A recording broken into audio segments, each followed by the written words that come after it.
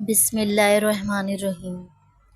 حضرت امام حسین رضی اللہ تعالیٰ عنہ کے صاحبزادے حضرت علی اکبر رضی اللہ تعالیٰ عنہ نے جب جام شہادت نوش فرمایا تو حضرت امام رضی اللہ تعالیٰ عنہ تنہا رہ گئے۔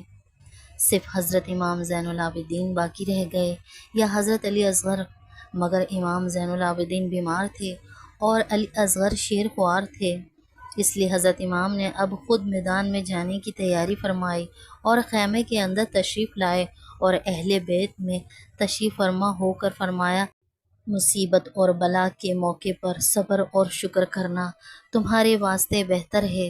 خبردار، میرے بعد تم چاہے کیسی بھی مصیبت میں مبتلا ہو جاؤ مگر غم نہ کرنا، سر کے بال نہ نوچنا، نہ منہ پر تماچے مارنا۔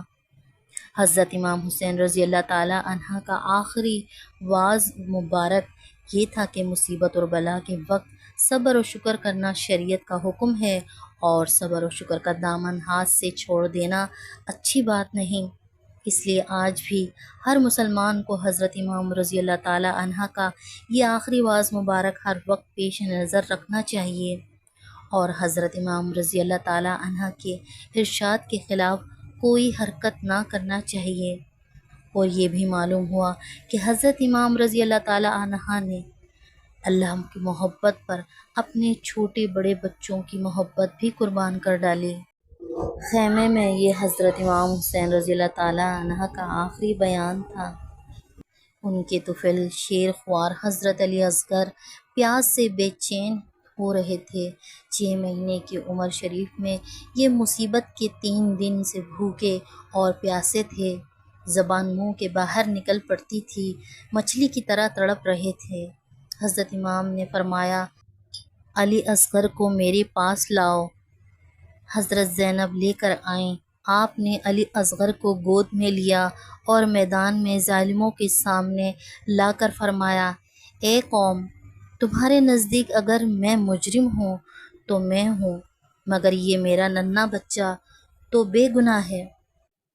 اس بے کس مظلوم کو تو پانی پلا دو، بچہ ہے شیر خوار، تڑپتا ہے پیاس سے، اس پر تو رحم کھاؤ کہ تکتا ہے پیاس سے۔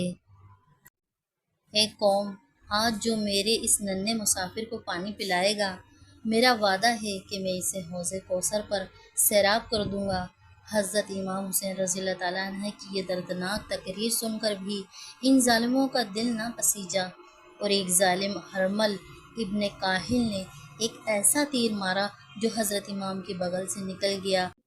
آہ، خون کا ایک فوارہ اس ننھے شہید کی حلق سے نکلنے لگا، اور ننھے شہید کی آنکھیں اپنے والد کے چہرے کی طرف تکتی رہ گئیں، اور ننھے علی اصغر نے وہیں اپنے والد کی گود میں جام شہادت نوش کیا۔ علی اصغر بھی حوض کوثر سے سیراب ہو گئے۔ اس ننھی لاش کو دیکھ کر اہل بیت بے قرار ہو گئے، اور حضرت امام کی مبارک آنکھوں سے بھی آنسو جاری ہو گئے۔ انا للہ و انا الیہ راجعون۔ بیمار زین العابدین نے جب جنگ پہ جانے کی اجازت طلب کی تو حضرت امام حسین رضی اللہ تعالیٰ عنہ آپ دیدہ ہو گئے اور ارشاد فرمایا، رسول مقبول صلی اللہ علیہ وآلہ وسلم کی نسل تمہارے جینے سے ہی باقی رہے گی اور قیامت تک منقطع نہ ہوگی۔ حضرت امام کا یہ ارشاد سن کر صاحبزادے جو بہت بیمار تھے خاموش ہو رہے۔ پھر حضرت امام نے ان کو نصیحت وصیت کر کے تمام علوم ظاہری باطنی اور تمام راز امانت سے آگاہ فرمایا۔ جو طریقہ تسلیم سینہ بہ سینہ رسول مقبول صلی اللہ علیہ وآلہ وسلم سے جاری ہوا تھا، سب اسی وقت ان پر منکشف فرمایا، اور پھر آپ خیمہ کے اندر تشریف لائے اور اہل بیت کی طرف مخاطب ہو کر ہر ایک سے الوداع کہا، الوداع اے اہل بیت مصطفیٰ، الوداع آل پیغمبر، الوداع۔ پھر گلے لپٹا کے عابد سے کہا، اے میرے بیمار دلبر، الوداع۔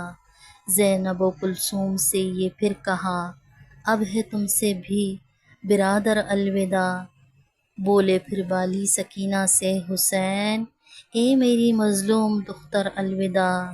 شہربانوں سے یہی کہتے تھے شاہ، اے میری غمخوار مظہر الوداع۔